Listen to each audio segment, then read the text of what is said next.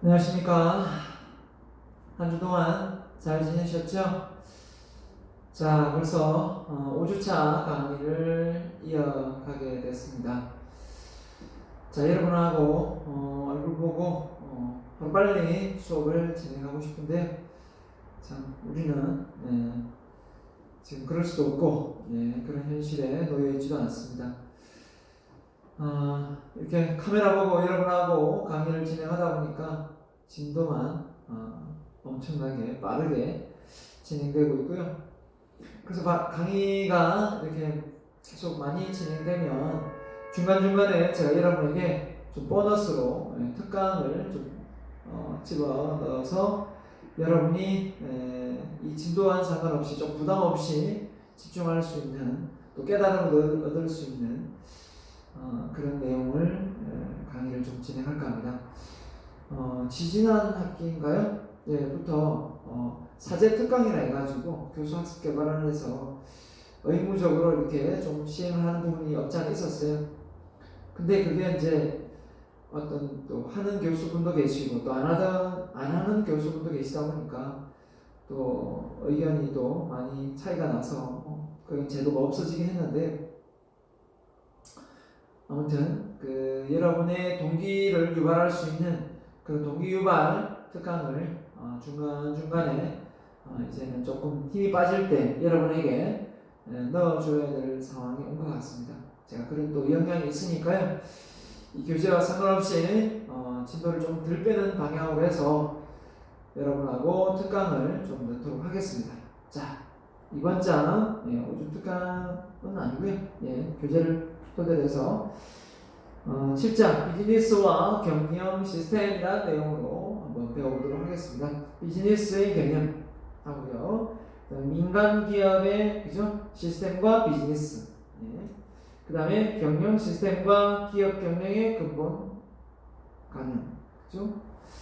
근본 기능이죠. 근본 기능. 그 다음에 플랫폼 기업의 경영 시스템에서 한번 알아보도록 하겠습니다. 4차 혁명 시대에 도래되면서 이 플랫폼 시장을 가장 후발주자로 들어선 일본은 많은 후회를 하고 있습니다. 그나마 우리는 조금 선전하고 있지만요. 우리도 어떻게 보면 알리바바나 그죠? 또 아마존이나 이런 구글이나 페이스북이나 이런 어떤 큰 플랫폼 시장을 우리가 장악하지 못하고 있으니까요. 전무한 건 아니지만 온라인을 통해서 전자상거래는 일어나고 있지만 아직까지 어떻게 보면 이 세상에 좀 내놓을 만한 좀 500대 기업에 들어갈 만한 그런 플랫폼 시장은 비즈니스는 아직 만들지 못한 상태입니다. 에어비앤비처럼 이런 큰 비즈니스를 여러분 머릿속에서 한번 창조해내는, 혁신해내는 그런 시대가 빨리 도래되었으면 좋겠습니다. 이제는 여러분의 엄마 아버지가 뼈 빠지게 그죠? 일을 해서 육체적으로 그죠? 어떤 노동을 해서 돈을 버는 시대가 아니라 이 머리를 써서 가치를 창출하고 조금 더 지혜롭게 인생을 사는 시대가 도래되었습니다. 그러니까 어떻게 보면 우리가 가지고 있는 이 산업화 시대의 사고방식은 어떠냐면 열심히 일하지 않으면 먹지도 마라 이런 사고방식이라면 이제 한마디로 2대8의 법칙이 적용이 안 되는 거죠. 20%의 노력으로 80%의 어떤 결과를 가져간다는 것 자체는 한마디로 이야기하면 도둑 눈치 보고 어떻게 보면 사기꾼에 속한다고 보는 거죠. 그런데 시대가 바뀌었습니다. 시대가 바뀌었고 머리를 써서 이제 일을 하는 것 자체가 이제 보편화되었고 일은 AI, 인공지능, 로봇이 하게 되는 시대가 도래되었기 때문에 사람은 어차피 태어나서 죽을 때까지 일을 하면서 행복을 느끼고 살아가는 게 아니라 일과 여가를 같이 병행하면서 살아가는 어떤 존재이기 때문에 죽도록 일만 해서 버는 수익이 얼마 되지 않는다면 사실 머리를 잘 못 쓰고 있는 거고요. 그 머리를 잘 활용해서 어떻게든 적은 노력으로 많은 성과를 낼 수 있는 그런 비즈니스 모델을 창조해내는 게 우리의 가장 큰 핵심이 아닌가 생각합니다. 그래서 저 교양 과목으로 비즈니스 모델이라는 과목을 가르치고 있지만요. 처음에는 사실 그런 과목을 이렇게 맡았을 때 상당히 부담스러웠지만 막상 공부를 해보니까 그걸 몇 년 가르쳐 보니까 느끼는 게 뭐냐면 사람의 머리는 정말 안 해서 그렇지, 내가 뭔가 준비된 어떤 과정이 없어서 그렇지, 그런 준비된 과정과 노력을 하면 누구나 머릿속에서 새로운 아이디어가 나올 수 있다라는 생각을 하게 됐습니다. 저도 그런 생각을 하지만 많은 학생들이 그죠? 수업을 들으면서 처음에는 아이디어가 없다가 새로운 아이디어를 창조해내는 걸 보면 정말 특이했습니다. 자신도 놀라죠. 자, 아무튼 제가 서두가 좀 길었습니다만 비즈니스 모델이 어떻게 보면 시대 흐름으로 봤을 때 계속 바뀌고 있기 때문에 그냥 우리가 기존에 있는 그쵸? 취업을 하면 그냥 당연히 공무원이나 그죠? 제조업이나 서비스업, 이제 이 서비스업이 아주 폭넓게 보편화되면서 폭넓어진다는 겁니다. 이 점을 꼭 유념하고 여러분이 들어간 그 기업이 어느 날 문을 닫는 일이 없도록 여러분이 잘 생각하면서 들어가야 될 것 같습니다. 아무튼 앞에 비즈니스 개념 모르는 바가 없습니다. 다 아는 부분이고요. 비즈니스가 뭐냐? 사업을 일으키는 거죠. 그죠? 그래서 기본적으로 이익 추구 활동입니다. 국가, 기업, 가게 등의 그 경제 시스템이 필요로 하는 제품 서비스를 제공하는 기업으로 구성된다 했는데, 말 그대로 이익을 창출하는데 국가, 기업, 가게에 제품과 서비스를 공급하면서 이익을 창출하는, 이게 다 비즈니스다 이렇게 보는 거죠. 그래서 뭐 예로 여러 가지 자동차, TV, 스마트폰, 미용, 보험, 수만 가지 생각지도 못한 많은 비즈니스가 우리가 있고요.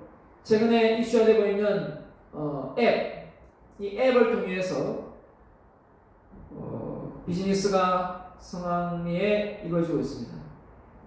배달앱, 그죠? 배달의 민족에서 크게 이슈화 됐는데 최근에 코로나 사태로 아무래도 서민들이 힘들어하는데 이 수수료를 그죠? 비율제로 올리는 바람에 많은 어려움을 겪는다고 호소를 하자 바로 정부에서 공공 앱을 만들어내겠다고 이렇게 선언을 했습니다.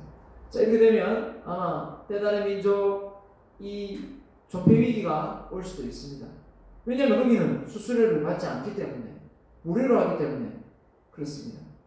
예전에 고래콜 하면서 택시를 콜센터에다 전화해서 불러서 타고 갔다면 지금은 앱으로, 그죠? 카카오 앱으로 불러서 타는 것처럼 그런 새로운 직업이 생겼다가 금방 없어지는 그런 상황이 시대적으로 많이 생길 것 같습니다. 그 이유는 그만큼 진입 장벽이 높다면 아무나 할 수 없겠지만 그만큼 진입 장벽이 쉽게 누구나 이렇게 조금만 노력을 기울이면 그렇게 할 수 있기 때문에 뛰어드는 겁니다. 그래서 여러분이 앱을 만들겠다, 저도 앱을 만들어서 해보겠다고 도전을 좀 하다가 사실 좀 중단한 적이 있는데, 저 아직 앱을 중단한 건 아니지만 어느 정도 기반은 만들어 놓은 상태입니다. 근데 그 앱을 만드는데 제가 어디 가서 배운 것도 아니고 유튜브에 앱 만드는 게 있어요. 그 내용을 보면서 공부하고 그리고 그대로 따라야 하니까 되더라고요. 제가 전자책도 만들어 봤고요. 그죠? 전자책을 만들어 봤고 다 유튜브에 다 있습니다. 이처럼 많은 정보와 기술력을 이제는 공유 경제입니다. 공유 경제.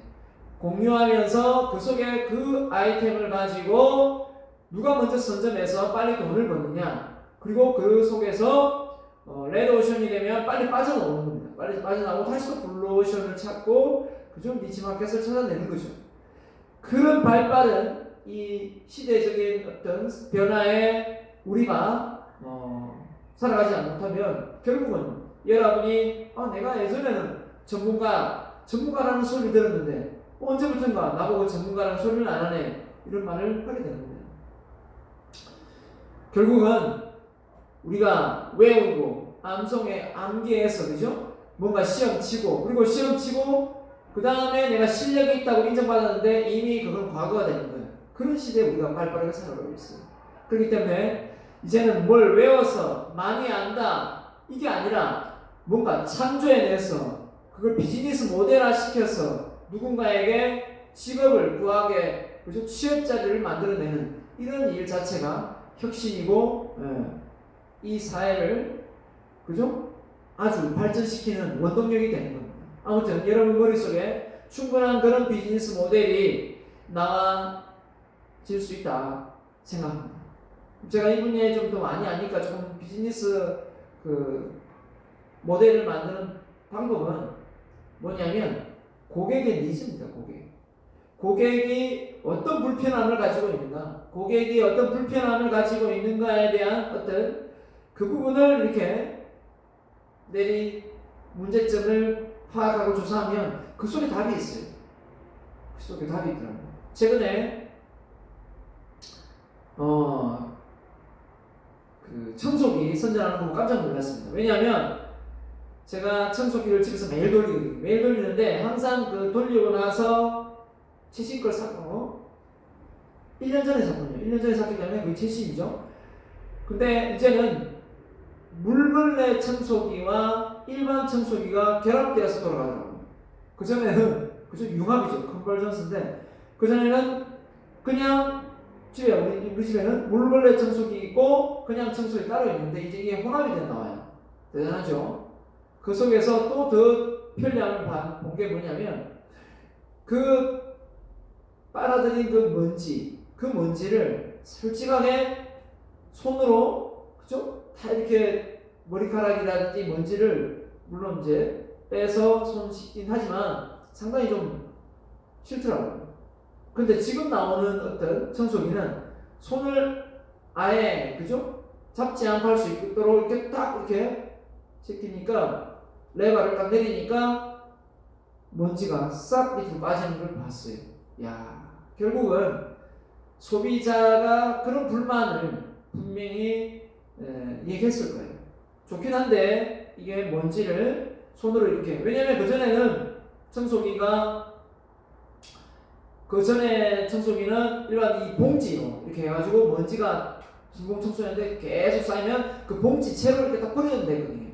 어느 정도 쌓이면. 근데 이제 더 강력하면서 무선으로 해서 좋긴 한데 그 먼지를 내가 손으로 치워야 되는 그 상황이 정말 싫더라고요. 근데 그런 청소기 이제 나오는 거예요. 다시 바꿀 수도 없고 아무튼 간에 그렇습니다.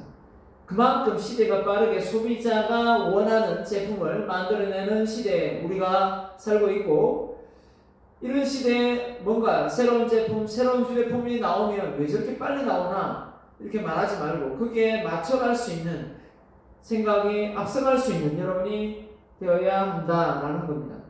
그렇죠?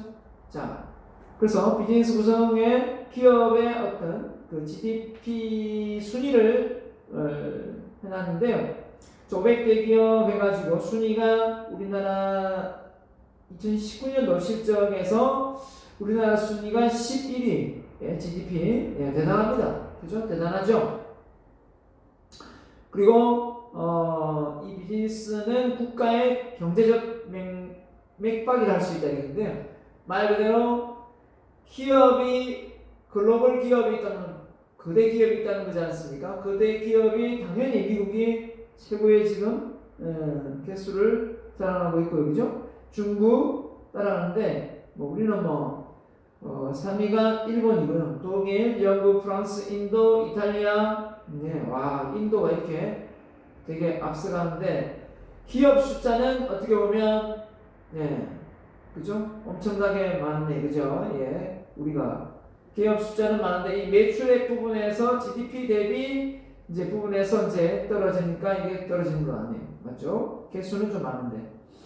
자, 어떻게든 비즈니스 한마디로 대기업의 글로벌 기업이 많다는 것은 그 국가가 그만큼 경쟁력이 있고 발전해 있다라는 걸 증명해내는 겁니다. 그래서 국가는 기업을 안고 갈 수밖에 없는 그런 상황이 되겠죠. 왜냐하면 그 기업이 이윤을 창출하고 세금을 많이 내기 때문에 그렇죠. 자, 그래서 500대 기업 중 미중일 기업의 변화 추세입니다. 자, 중국이 상당히 많이 이렇게 근접해 오고 있는 상황. 이런 상황이다 보니까 미국 트럼프가 이 중국하고 무역 전쟁을 할 수밖에 없는 거예요. 어떻게 보면 계속 세계적인 보안관 역할을 하고 싶은데 중국이 계속해서 이런 남태평양입니까? 이런 그 해협에 섬을 가지고 막 서로 싸우고 하니까 결국은 힘 있는 자가 이 보안관 역할을 해야 되는데 계속 중국이 이렇게 힘을 키우고 한번 붙자 하면서 삿바싸움을 하자고 하니까 미국으로서는 중국이 눈에 가셔야 되는 거죠. 그래서 어떻게든 이 중국을 옛날에 러시아를 무너뜨렸듯이 이 중국을 어떻게든 총칼을 들고 싸울 수는 없으니까 이 경제적 부분에서 이 무역 관세를 통해서 중국의 어떤 그 경제 성장률을 낮추려고 지도를 한 거죠.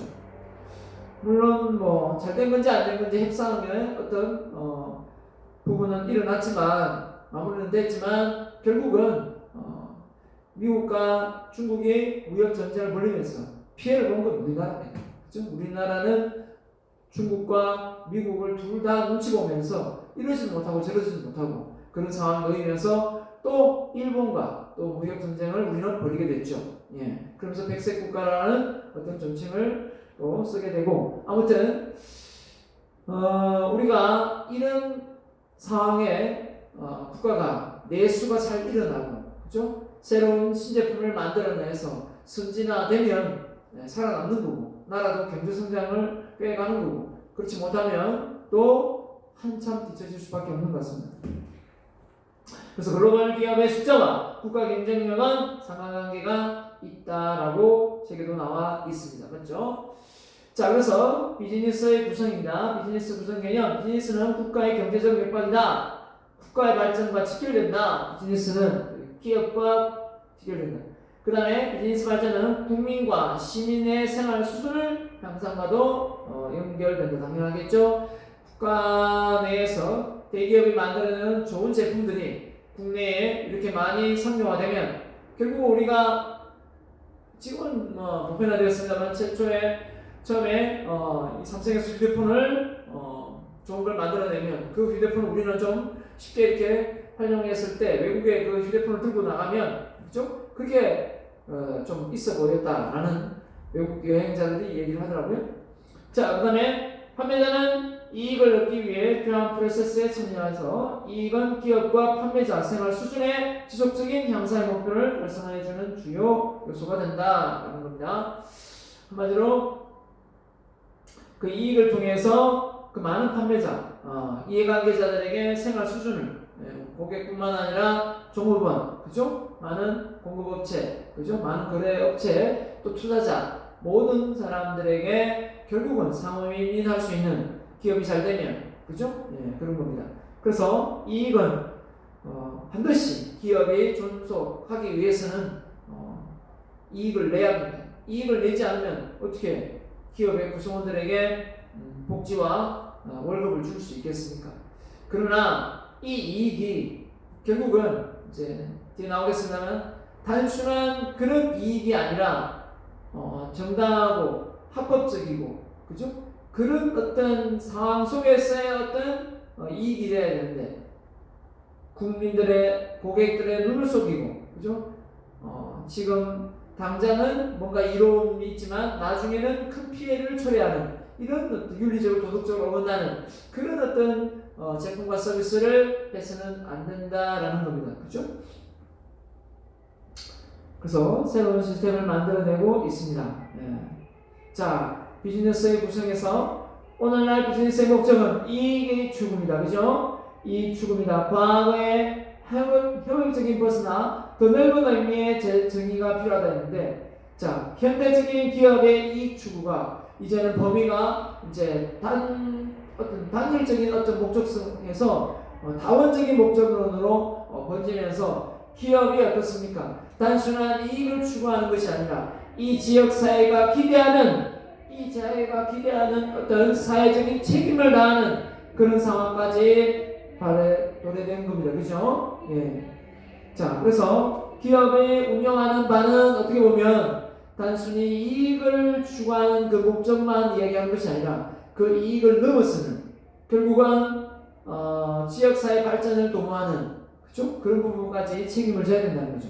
그래서 기업의 사회적 기대, 어떤 사회적 책임 이 부분까지 기업이 떠안고 있다라는 겁니다. 그래서 기업은 그전까지는 내수 시장과 내수인가 기업 내 종업원들의 어떤 복지나 이런 부분만 신경을 주로 썼다면 이제는 그런 부분이 아니라 기업 외부에 있는 상황까지 더 신경을 써서 사람들한테 해줬다는 거죠. 예.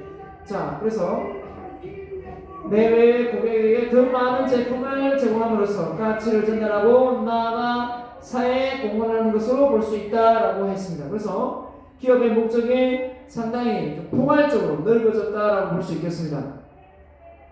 그래서 가치 창출을 위한 비즈니스 투입 요소입니다. 자, 비즈니스와 기업을 포함한 경제 시스템은 성공적인 운영을 위해서 특정 투입 요소들이 필요한데요. 자, 여기서 여러분이 꼭 알아야 될 부분이 있습니다. 자, 보면 비즈니스 구성 개념 중에 가치 창출의 생산 투입 요인 4가지. 자, 첫 번째 천연자원, 두 번째 자원, 세 번째 인적 자원, 네 번째가 기업과 정신이에요. 보통 옛날에는 자원, 그 다음에 자본, 그 다음에 사람, 뭐 이렇게 하다가 또 뭐 물적 자원 해서 토지나 이런 게 들어갔습니다만 새롭게 들어간 요인이 바로 기업과 정신. 기업과 정신은 인적 자원에 속하는 부분이 없지 않아 있죠. 왜? 사람의 능력인데요. 그죠? 근데 인적 자원 및 기업과 정신이라고 했기 때문에 그만큼 인적 자원을 더 중요시하는 거예요. 왜 그럴까요?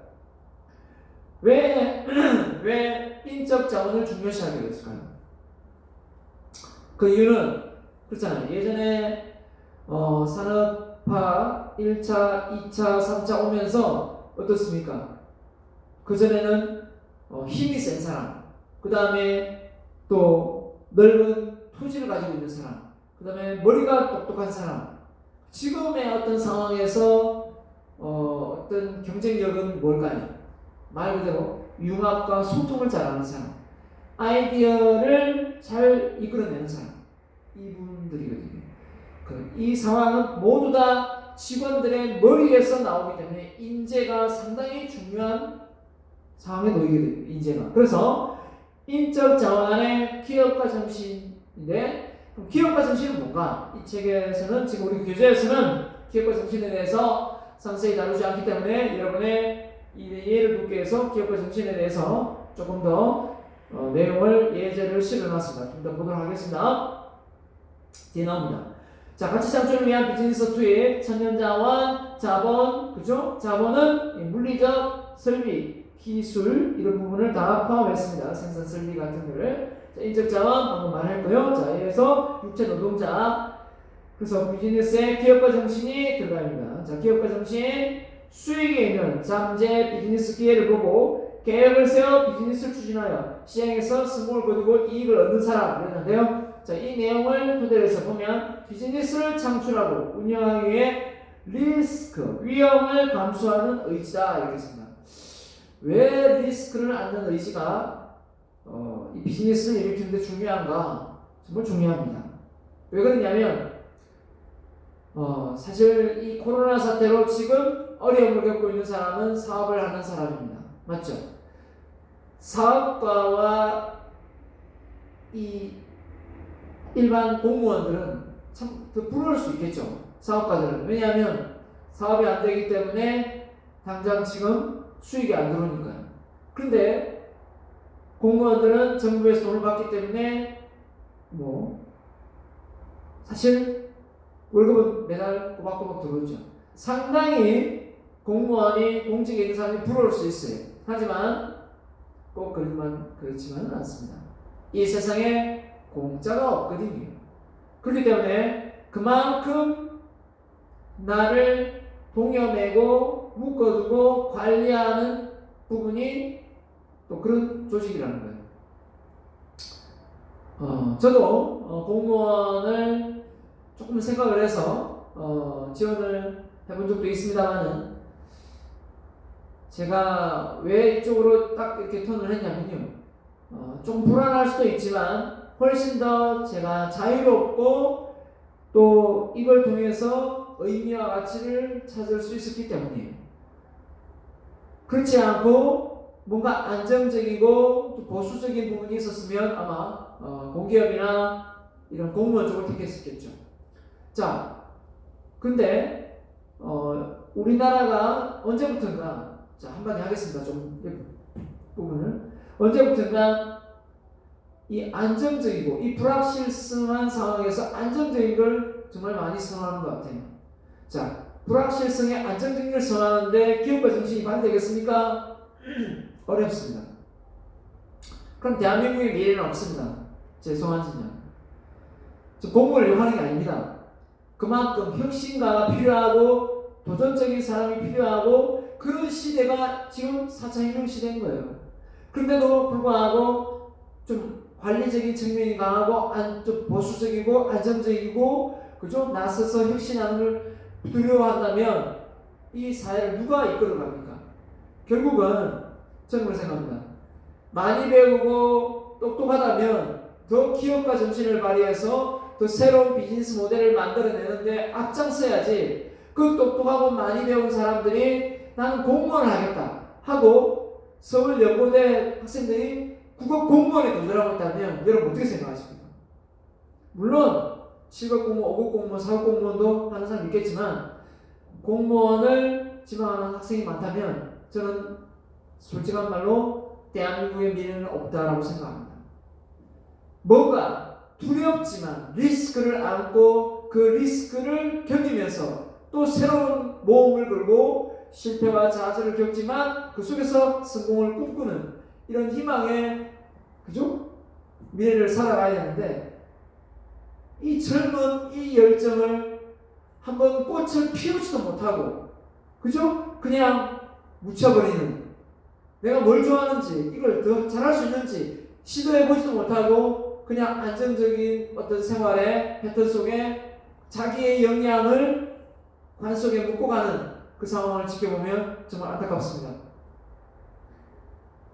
그런 나라 절대 미래가 없습니다.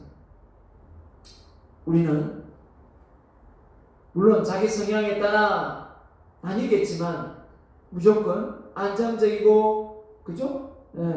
좀 이 안전지대에서 벗어나는 그 상황, 위기 상황을 너무 겁을 내지 마세요. 리스크는 있겠지만 그 리스크를 좀 안정적으로 가져가기 위한 준비 과정이 있으면 충분히 우리는 도전해서 성공을 할 수 있습니다. 그게 바로 기업가 정신입니다. 볼까요? 그 인물이 바로 빌 게이츠입니다. 빌 게이츠. 왜 빌 게이츠가 기업가 정신의 대표적인 인물인가 한번 보도록 하겠습니다. 자, 빌 게이츠는 언제입니까? 1975년도에 창업을 했네요. 빌 게이츠하고 폴 앨런이라는 사람이 같이 창업을 했는데 물론 자료가 좀 됐습니다만 연간 매출이 16년도에 931억 달러, 종업원 수가 12만 4천 명. 예, 대단하죠? 자, 뭐 이걸 보고자 하는 게 아니라 빌 게이츠가 만들어 놓은 어떤 내용을 보는 게 아니라 어떻게 해서 하버드대를 중퇴하고 이런 사업에 뛰어들었냐, 비즈니스에 뛰어들었냐, 이게 중요한 거 아닙니까? 그죠? 자, 이때에 대해서 좋은 스토리가 하나 있습니다. 스토리가 뭐냐면, 자, 빌 게이츠 친구, 같이 하버드대에 입학을 했던 친구입니다. 콜레트라는 영국의 소년입니다. 이 친구도 하버드대 73년도에 이제, 그죠? 73년 콜레트라는 영국의 소년이 미국 하버드에 입학을 했으니까 되게 똑똑한 친구죠. 영국에서는 잘 나가는 친구였겠죠? 자, 근데 그 옆에 앉아있는 학생이 18살의 빌 게이츠. 자, 이렇게 나란히 하버드대에 입학을 해서 공부를 했다라고 보게 되는 거죠. 자, 콜레터와 빌 게이츠는 모두 소프트웨어 개발에 뭡니까? 꿈이 있었다고 합니다. 자, 이런 상황에서 이제 하버드를 들어온 거죠.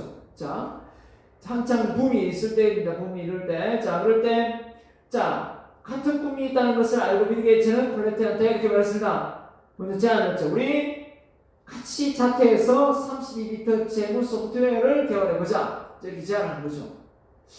자, 이렇게 했을 때 이 콜레트는 상당히 엘리트인데도 이 제안에 찬성했을까요? 거절했을까요? 네, 거절합니다.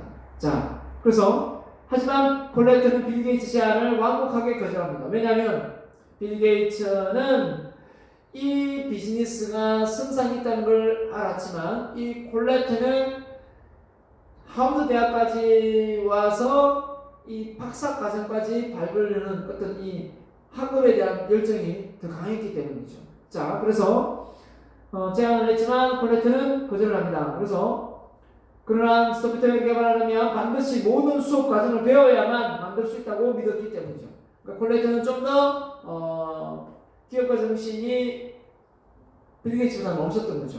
보수적이고 안정적인 걸 좋아했으니까, 그죠? 우리 대한민국의 교육 시스템도 마찬가지입니다. 뭔가 많이 배우고 많이 알고 그러면 이제 새로운 걸 도전하고 혁신할 수 있는데 그 말을 못해요. 그 말을 배운 것만큼. 왜? 한마디 누가 던지면 누가 한마디 손가락질 할 것 같고 깎아내릴 것 같고 눈치가 보여가지고 그러니까 그 좋은 머리에 그 좋은 아이디어가 빛을 못 발하고 있는 거죠. 어떻게 보면. 자, 그래서 소프트웨어를 개발을 했지만 결국은 수업 과정을 모두 배워야 한마디로 박사학위 정도를 받아야 내 머리에 새로운 핵심이 나온다, 아이디어가 나온다 이런 생각을 콜레트는 했겠죠. 그래서 제안을 거절하고 10년 후에 콜레트는 정말 하버드 대학교의 컴퓨터 박사 과정을 밟게 됩니다.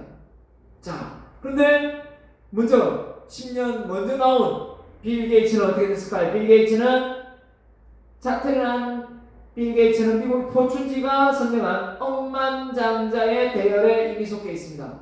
자, 그러면서 어떻게 됩니까? 자, 그때 소프트웨어 개발을 하자고 그랬지 않습니까? 콜레트가 학식을 충분히 쌓았다고 생각해 32비트 재무 소프트웨어를 개발하려고 할 때, 자, 이게 좀 아이러니하게 상반됩니다. 이제 이 콜레트가 이제 이 재무 소프트웨어 32비트를 만들어 보자 하고 있을 때 빌 게이츠는 어느 정도 앞서가 있냐? 예, 빌 게이츠는 1500배가 빠른 소프트웨어를 개발하여 시장을 석권한 상태였다고 합니다. 자, 결국은 빌 게이츠는 하버드대에 많은 돈을 기부하면서 하버드대에서 명예 박사학위를 받았습니다. 사실 콜레트 입장에서 보면 자기는 열심히 학업에 충실해서 학교를 다니면서 딴 그 박사 학위와 빌 게이츠는 돈을 많이 벌어가지고 그걸 기부해서 명예 박사 학위를 받는 그 상황하고 봤을 때 상당히 좀 많이 꼬울 수도 있겠죠. 성실하게 근면하게 했던 그 졸업장과 이 명예 박사 이 뭔가, 그죠? 사실 어떻게 보면 그거 흑인데 근데 이 시대가 요구하는 건 콜레트라는 사람 우리 처음 알잖아요. 그죠? 콜레트라는 사람은 자기 조사를 하면서 알게 된 거고, 여러분 처음 알게 되지 않습니까? 빌 게이츠는 이미 은퇴를 해서, 그죠? 많은 세계적인 그 사회적인 기업가로서 활동하고 있잖아요. 그런 걸 놓고 보면, 이 기업가 정신이 얼마나 사람을, 그죠? 이 전 세계를 이렇게 뒤바꿔 놓는 큰 역할을 하는지 우리는 알 수가 있는 거예요. 그래서, 콜레트와 빌 게이츠는 같은 꿈 안에 너무나도 다른 삶을 산 두 사람이 왜 이렇게 차이가 나느냐? 결국은 리스크를 안는 이 두려움, 이 공포, 이 부분을 우리가 잘 다스리지 못했다라고 보는 거죠. 빌 게이츠는 잘 다스리고, 자, 그래서 우리가 안정적인 거 이런 걸 좋아하는 사람은 절대 기업가 정신이 될 수 없어요. 기업가의 자질이 없는 거예요. 자, 그래서 결국은 뭘 얘기하느냐? 망설입니다. 망설임. 자, 콜레트는 망설이고 빌 게이츠는 망설이지 않았다. 이거 보는 거죠. 콜레트는 만일에 있을 실패에 대비해 지식을 쌓고 개발하겠다고 자퇴를 망설였지만 빌 게이츠는 과감히 소프트웨어 개발을 결심한 후에 자퇴를 망설이지 않았다. 제가 이런 거 보고